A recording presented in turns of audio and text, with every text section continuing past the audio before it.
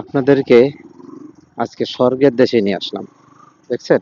পুরো স্বর্গ, একেবারে স্বর্গ। এদিকে দেখেন, এই যে সূর্য ডুবো ডুবো ভাব, দুই পাশে তাল গাছ আর খেজুর গাছ, এই পাশে কত বড় একটা বিল, আর এই পাশে কত বড় একটা বিল, আর মাঝখান দিয়ে এত সুন্দর রাস্তা।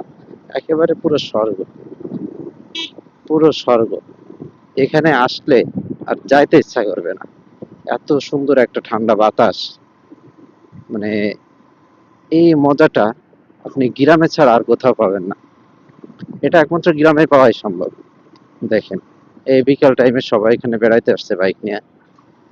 এখন তো গ্রামে প্রচুর পরিমাণে বাইক, যে কারণে সবাই বেড়াইতে আসে।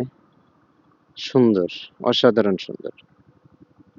তো আমরা এখন আছি প্রত্যন্ত এলাকা বললে ভুল হবে, কারণ এখানকার বিদ্যুৎ আছে, এত সুন্দর রাস্তা আছে, যোগাযোগ ব্যবস্থা তো ভালো, তো সেই হিসাবে কিন্তু প্রত্যন্ত অঞ্চল বলা চলে না। আর এই জায়গাটা হচ্ছে এই অঞ্চলের মধ্যে একটা ভাইরাল জায়গা, কিন্তু সবথেকে বড় সমস্যা হচ্ছে এখনকার ভাইরাল জায়গাতে সাপড়িগুলো এসে ভরে দেয়।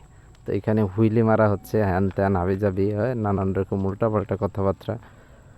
এতে হচ্ছে এখানকার পরিবেশটা নষ্ট হয়ে যাচ্ছে। বাট জায়গাটা অসাধারণ। মানে এই জায়গার সাথে আপনি অন্য কোনো জায়গা কম্পেয়ার করতে পারবেন না। যদিও এখন সন্ধ্যা হয়ে গেছে, যে কারণে ভিউটা আরও সুন্দর পাওয়া যাচ্ছে না।